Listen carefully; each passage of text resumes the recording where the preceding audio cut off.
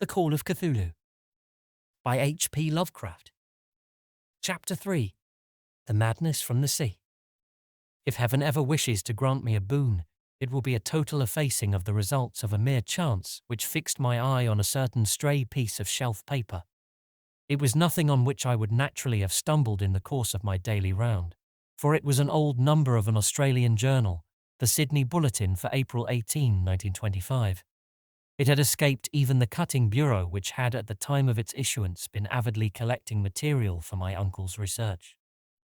I had largely given over my inquiries into what Professor Angel called the Cthulhu cult, and was visiting a learned friend in Paterson, New Jersey, the curator of a local museum and a mineralogist of note.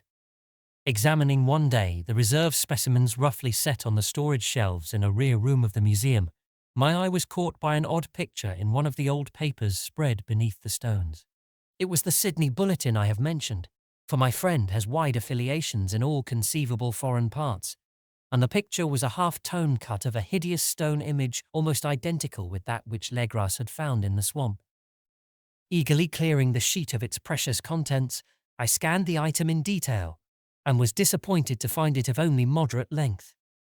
What it suggested, however, was of portentous significance to my flagging quest, and I carefully tore it out for immediate action.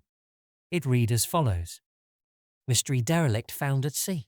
Vigilant arrives with helpless armed New Zealand yacht in tow. One survivor and dead man found aboard. Tale of desperate battle and deaths at sea.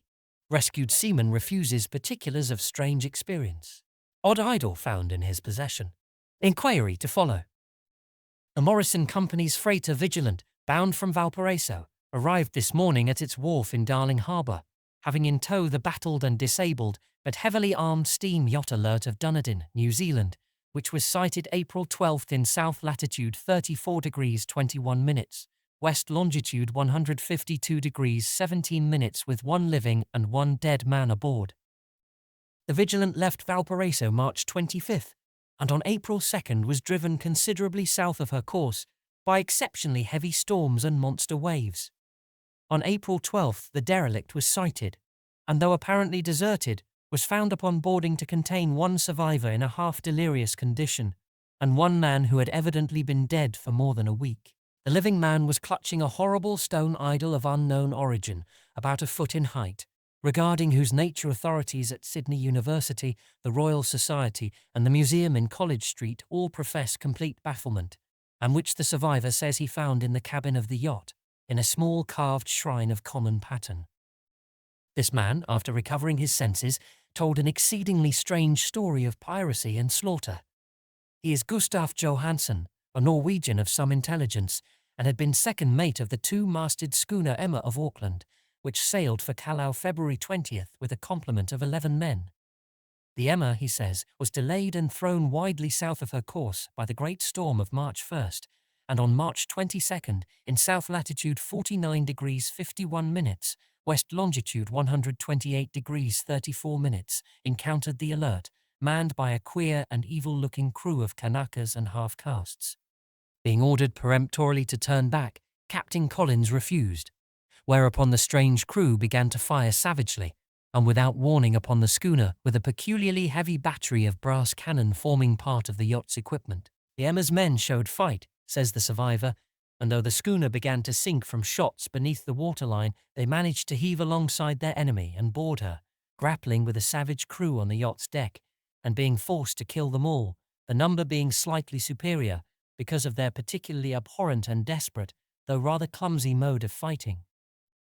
3 of the Emma's men, including Captain Collins and First Mate Green, were killed, and the remaining 8 under Second Mate Johansen proceeded to navigate the captured yacht, going ahead in their original direction to see if any reason for their ordering back had existed. The next day, it appears, they raised and landed on a small island, although none is known to exist in that part of the ocean, and 6 of the men somehow died ashore, though Johansen is queerly reticent about this part of his story, and speaks only of their falling into a rock chasm.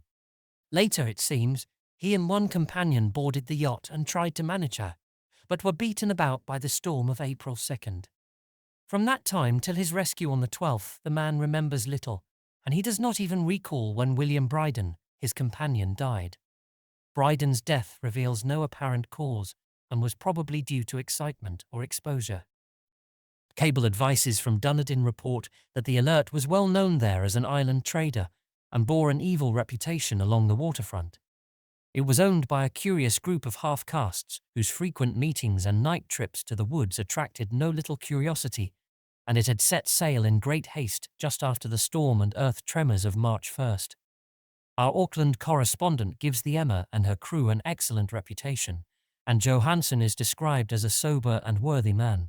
The Admiralty will institute an inquiry on the whole matter beginning tomorrow, at which every effort will be made to induce Johansen to speak more freely than he has done hitherto. This was all, together with the picture of the hellish image, but what a train of ideas it started in my mind. Here were new treasuries of data on the Cthulhu cult, and evidence that it had strange interests at sea as well as on land. What motive prompted the hybrid crew to order back the Emma as they sailed about with their hideous idol? What was the unknown island on which 6 of the Emma's crew had died, and about which the mate Johansen was so secretive? What had the Vice Admiralty's investigation brought out, and what was known of the noxious cult in Dunedin? And most marvellous of all, what deep and more than natural linkage of dates was this which gave a malign and now undeniable significance to the various turns of events so carefully noted by my uncle? March 1st or February 28th, according to the international date line, the earthquake and storm had come. From Dunedin, the Alert and her noisome crew had darted eagerly forth as if imperiously summoned, and on the other side of the earth poets and artists had begun to dream of a strange, dank cyclopean city, whilst a young sculptor had moulded in his sleep the form of the dreaded Cthulhu. March 23rd, the crew of the Emma landed on an unknown island and left 6 men dead. And on that date, the dreams of sensitive men assumed a heightened vividness and darkened with dread of a giant monster's malign pursuit, whilst an architect had gone mad and a sculptor had lapsed suddenly into delirium. And what of this storm of April 2nd, the date on which all dreams of the dank city ceased, and Wilcox emerged unharmed from the bondage of strange fever? What of all this, and of those hints of old Castro about the sunken star-born old ones and their coming reign, their faithful cult and their mastery of dreams? Was I tottering on the brink of cosmic horrors beyond man's power to bear? If so, they must be horrors of the mind alone, for in some way the 2nd of April had put a stop to whatever monstrous menace had begun its siege of mankind's soul. That evening, after a day of hurried cabling and arranging, I bade my host adieu and took a train for San Francisco. In less than a month I was in Dunedin, where, however, I found that little was known of the strange cult members who had lingered in the old sea taverns. Waterfront scum was far too common for special mention, though there was vague talk about one inland trip these mongrels had made, during which faint drumming and red flame were noted on the distant hills. In Auckland, I learned that Johansen had returned with yellow hair turned white after a perfunctory and inconclusive questioning at Sydney, and had thereafter sold his cottage in West Street and sailed with his wife to his old home in Oslo. Of his stirring experience he would tell his friends no more than he had told the Admiralty officials, and all they could do was to give me his Oslo address. After that I went to Sydney and talked profitlessly with seamen and members of the Vice Admiralty Court. I saw the Alert, now sold and in commercial use, at Circular Quay in Sydney Cove, but gained nothing from its non-committal bulk. The crouching image with its cuttlefish head, dragon body, scaly wings and hieroglyphed pedestal was preserved in the museum at Hyde Park, and I studied it long and well, finding it a thing of balefully exquisite workmanship, and with the same utter mystery, terrible antiquity, and unearthly strangeness of material which I had noted in Legras's smaller specimen. Geologists, the curator told me, had found it a monstrous puzzle, for they vowed that the world held no rock like it. Then I thought with a shudder of what old Castro had told Legras about the primal great ones. They had come from the stars and had brought their images with them. Shaken with such a mental revolution as I had never before known, I now resolved to visit mate Johansen in Oslo. Sailing for London, I re-embarked at once for the Norwegian capital, and one autumn day landed at the trim wharves in the shadow of the Edgeberg. Johansen's address, I discovered, lay in the old town of King Harald Hardrada, which kept alive the name of Oslo during all the centuries that the greater city masqueraded as Christiania. I made the brief trip by taxicab and knocked with palpitant heart at the door of a neat and ancient building with plastered front. A sad-faced woman in black answered my summons, and I was stung with disappointment when she told me in halting English that Gustav Johansen was no more. He had not survived his return, said his wife, for the doings at sea in 1925 had broken him. He had told her no more than he had told the public, but had left a long manuscript of technical matters, as he said, written in English, evidently in order to safeguard her from the peril of casual perusal. During a walk through a narrow lane near the Gothenburg dock, a bundle of papers falling from an attic window had knocked him down. 2 Lascar sailors at once helped him to his feet, but before the ambulance could reach him, he was dead. Physicians found no adequate cause for the end and laid it to heart trouble and a weakened constitution. I now felt gnawing at my vitals that dark terror which will never leave me till I, too, am at rest, accidentally or otherwise. Persuading the widow that my connection with her husband's technical matters was sufficient to entitle me to his manuscript, I bore the document away and began to read it on the London boat. It was a simple, rambling thing, a naive sailor's effort at a post facto diary, and strove to recall day by day that last awful voyage. I cannot attempt to transcribe it verbatim in all its cloudiness and redundance, but I will tell its gist enough to show why the sound of the water against the vessel's sides became so unendurable to me that I stopped my ears with cotton. Johansen, thank God, did not know quite all, even though he saw the city and the thing.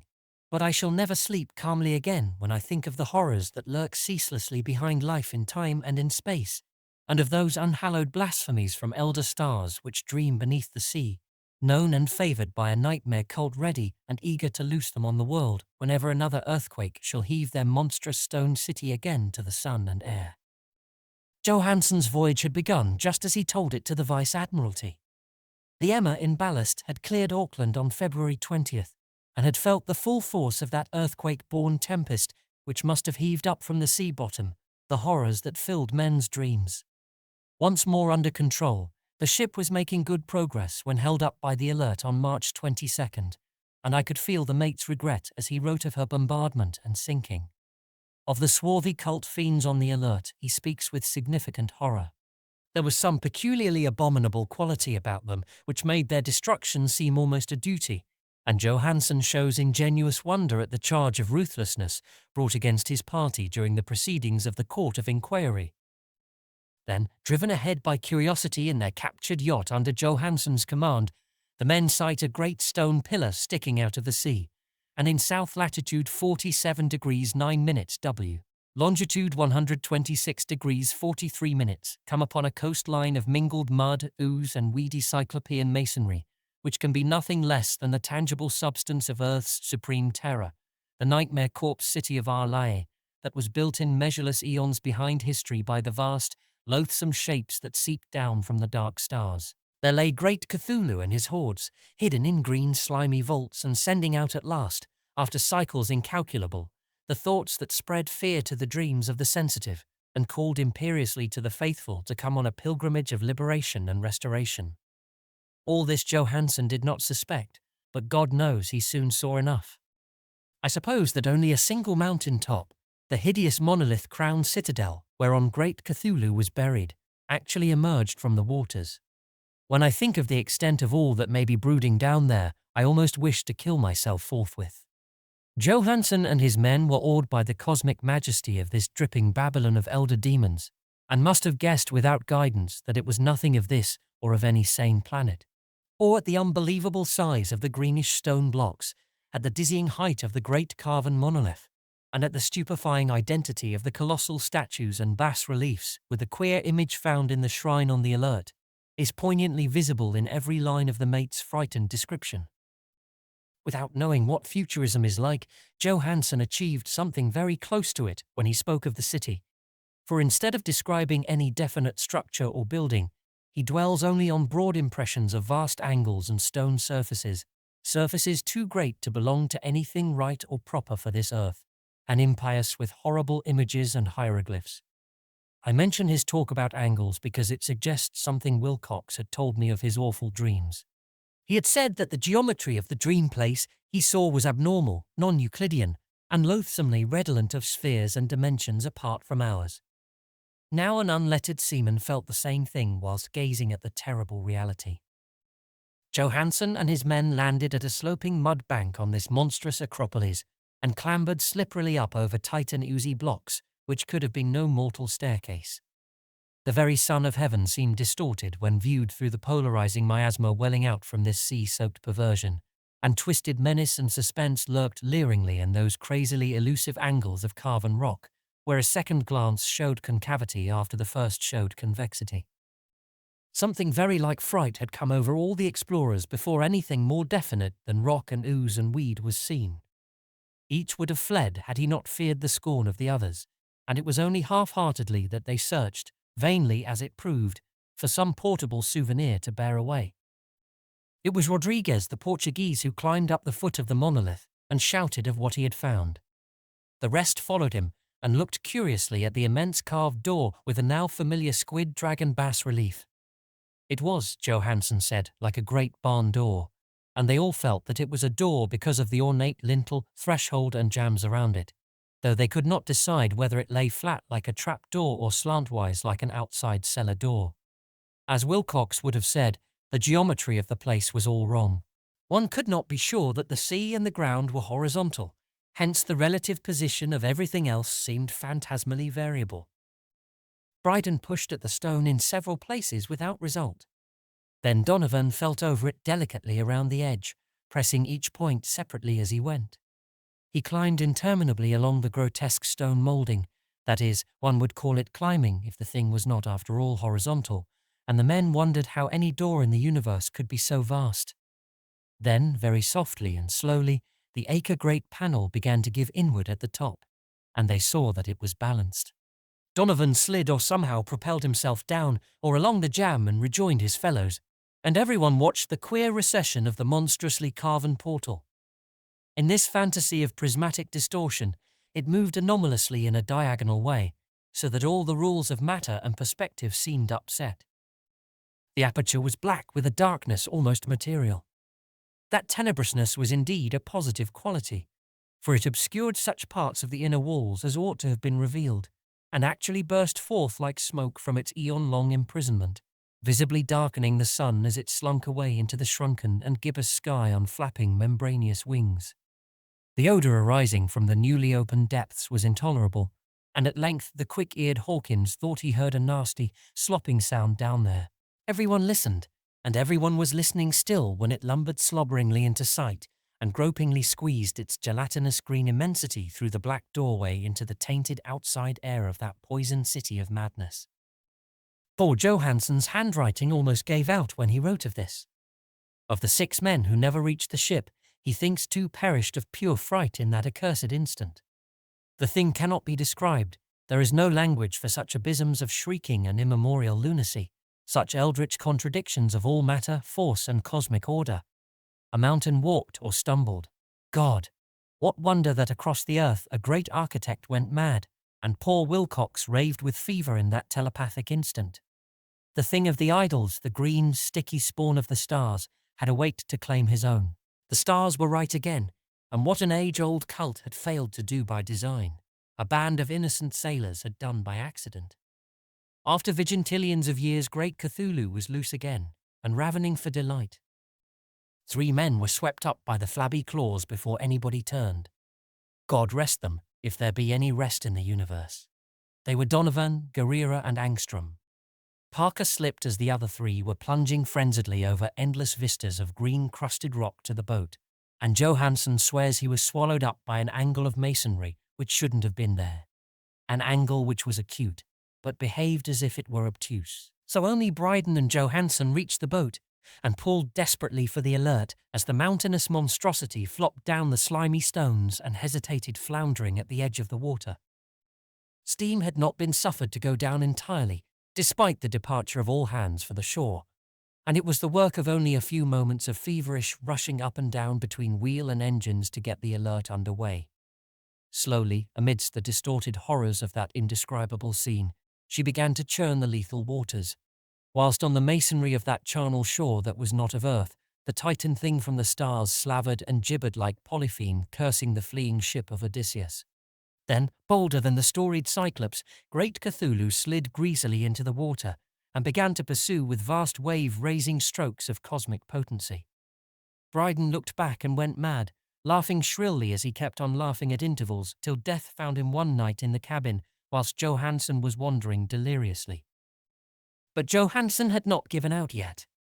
Knowing that the thing could surely overtake the alert until steam was fully up, he resolved on a desperate chance, and setting the engine for full speed, ran lightning-like on deck and reversed the wheel. There was a mighty eddying and foaming in the noisome brine, and as the steam mounted higher and higher, the brave Norwegian drove his vessel head-on against the pursuing jelly, which rose above the unclean froth like the stern of a demon galleon. The awful squid head with writhing feelers came nearly up to the bowsprit of the sturdy yacht, but Johansen drove on relentlessly. There was a bursting as of an exploding bladder, a slushy nastiness as of a cloven sunfish, a stench as of 1,000 opened graves, and a sound that the chronicler would not put on paper. For an instant the ship was befouled by an acrid and blinding green cloud, and then there was only a venomous seething astern, where, God in heaven, the scattered plasticity of that nameless sky spawn was nebulously recombining in its hateful original form, whilst its distance widened every second as the alert gained impetus from its mounting steam. That was all. After that Johansen only brooded over the idol in the cabin and attended to a few matters of food for himself and the laughing maniac by his side. He did not try to navigate after the first bold flight, for the reaction had taken something out of his soul. Then came the storm of April 2nd, and a gathering of the clouds about his consciousness. There is a sense of spectral whirling through liquid gulfs of infinity, of dizzying rides through reeling universes on a comet's tail, and of hysterical plunges from the pit to the moon, and from the moon back again to the pit, all livened by a cachinnating chorus of the distorted, hilarious elder gods and the green, bat-winged, mocking imps of Tartarus. Out of that dream came rescue, the Vigilant, the Vice-Admiralty Court, the streets of Dunedin, and the long voyage back home to the old house by the Edgeberg. He could not tell, they would think him mad. He would write of what he knew before death came, but his wife must not guess. Death would be a boon if only it could blot out the memories. That was the document I read, and now I have placed it in the tin box beside the bas-relief and the papers of Professor Angel. With it shall go this record of mine, this test of my own sanity, wherein is pieced together that which I hope may never be pieced together again. I have looked upon all that the universe has to hold of horror, and even the skies of spring and the flowers of summer must ever afterward be poison to me. But I do not think my life will be long.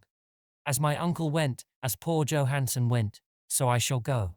I know too much, and the cult still lives. Cthulhu still lives too, I suppose, again in that chasm of stone which has shielded him since the sun was young. His accursed city is sunken once more, for the Vigilant sailed over the spot after the April storm. But his ministers on earth still bellow and prance and slay around idol-capped monoliths in lonely places. He must have been trapped by the sinking whilst within his black abyss, or else the world would by now be screaming with fright and frenzy. Who knows the end? What has risen may sink, and what has sunk may rise. Loathsomeness waits and dreams in the deep, and decay spreads over the tottering cities of men. A time will come, but I must not and cannot think. Let me pray that, if I do not survive this manuscript, my executors may put caution before audacity, and see that it meets no other eye.